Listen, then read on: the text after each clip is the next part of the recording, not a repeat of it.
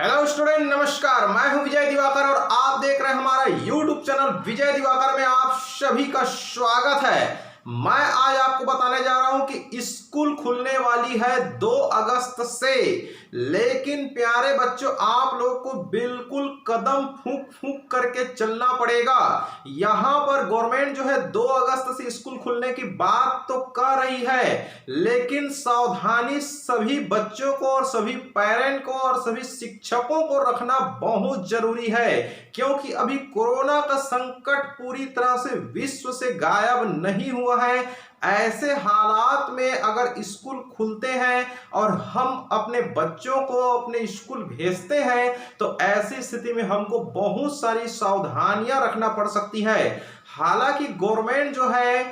जिस क्षेत्र में स्कूल है उस क्षेत्र के जनप्रतिनिधि, पंचायत प्रतिनिधि, पालक समिति, पार्षदगण इत्यादि जो जनप्रतिनिधि है, जो मुखिया है गांव के, उनको जो है कहना चाहिए स्कूल खोलने और नहीं खोलने की जिम्मेदारी और जवाबदारी दे रखा है। अर्थात सबसे ज्यादा जो स्थिति है, भौतिक स्थिति, जो जमीनी हकीकत की जो स्थिति है, भूतल की जो स्थिति है, उसको वहां के आम नागरिक, पालक, अभिभावक और जनप्रतिनिधि गण ही अच्छी तरह से जान सकते हैं अपने अपने क्षेत्र के स्कूल के बारे में। इसलिए गवर्नमेंट जो है कहना चाहिए अगर गांव के कोई स्कूल है तो वहां के जनप्रतिनिधि को, वहां के पंचायत बॉडी को कहना चाहिए पूरी तरह से उन्होंने डिसीजन लेने के लिए ऑथराइज कर दिया है कि यदि पंचायत चाहे तो, यदि जनप्रतिनिधि और पालक संघर्ष समिति जो है अगर चाहे तो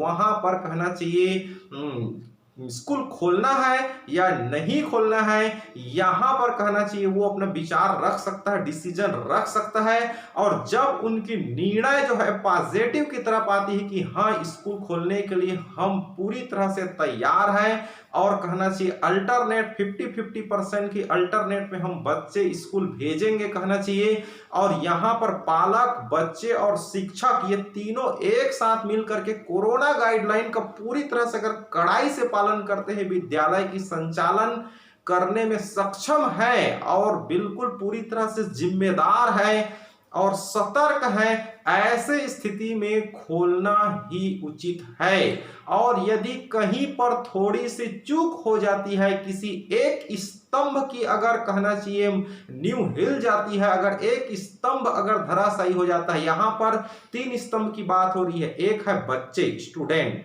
दूसरा पालक अभिभावक गण और तीसरा होती है विद्यालय प्रबंधन। ये तीनों स्तंभ मिलकर के शिक्षा की ज्योति प्रकाशित करते हैं हमारे समाज में। तो यहां पर कहना चाहिए अगर एक स्तंभ से चूक हुई, अगर विद्यालय प्रबंधन से चूक हुई कोरोना गाइडलाइन में, तब कोरोना महामारी फैल सकता है।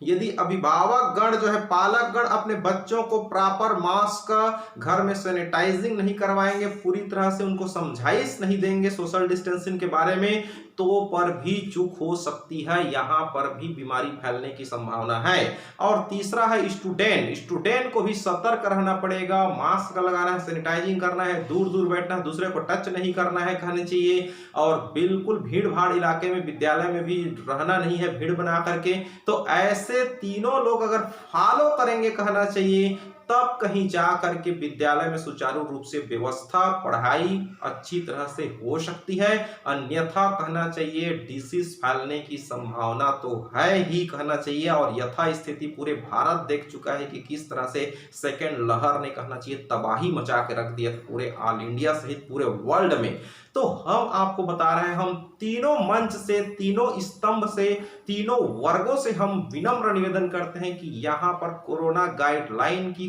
कड़ाई से बिल्कुल पालन करते हुए ही स्कूल खोलने में भलाई है। और कहीं अगर लापरवाही या लेजी या बिल्कुल कहना चाहिए आलसीपन कहीं आया तो समझिए कहना चाहिए बिल्कुल कहना चाहिए कोरोना संक्रमण की रफ्तार बढ़ सकती है यहां पर। इसलिए प्यारे बच्चों, इसलिए अभिभावक गण और विद्यालय प्रबंधन आप तीनों से निवेदन है कि कोरोना की जो गाइडलाइन जो केंद्र सरकार ने निर्धारित कर रखा है उसको पूरी तरह से कड़ाई से पालन करते हुए विद्यालय की जो व्यवस्था है और विद्यालय की जो अध्यापन कार्य है उसको कराया जाना ही उचित है। अगर इन तीनों स्तंभ जो है, तीनों जो आधार स्तंभ जो है कहना चाहिए, अगर बिल्कुल कहना चाहिए सक्षम है कोरोना गाइडलाइन को पालन करने के लिए,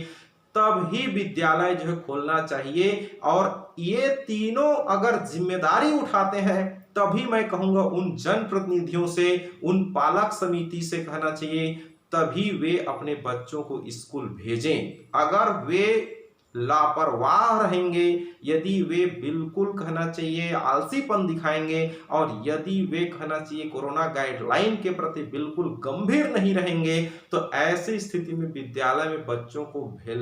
भेजना जो है बिल्कुल मूर्खता होगी कहनी चाहिए, और यहाँ पर संक्रमण बढ़ सकता है। इसलिए मैं यहाँ पर उन जनप्रतिनिधियों से निवेदन करता हूँ कि आप अपनी क्षेत्र के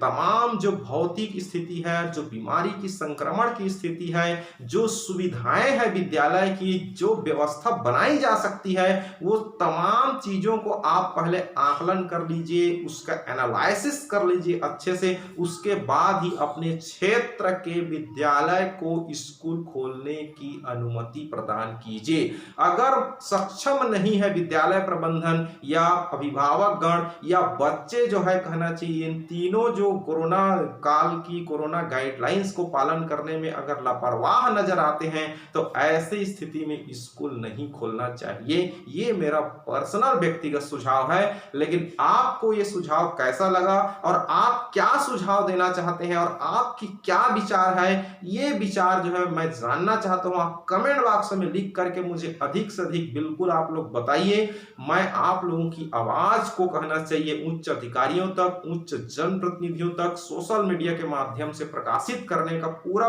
कोशिश करूंगा कि आप लोगों का राय, आप लोगों का विचार क्या है, स्टूडेंट का विचार क्या है, पालक का विचार क्या है, जनप्रतिनिधियों का विचार क्या है, विद्यालय प्रबंधन का विचार क्या है। अपना अपना सुझाव और अपना अपना मत जो है कहना चाहिए कमेंट बॉक्स में जरूर लिखे आप लोग, ताकि आप सभी के बातों को एनालिसिस किया जा सके और एक कहना चाहिए अच्छा से निष्कर्ष निकाला जा सके, जो आम जनता के हित में हो, छात्रों के हित में हो, पढ़ाई के हित में हो। चलिए, बहुत बहुत धन्यवाद। Thank you so much.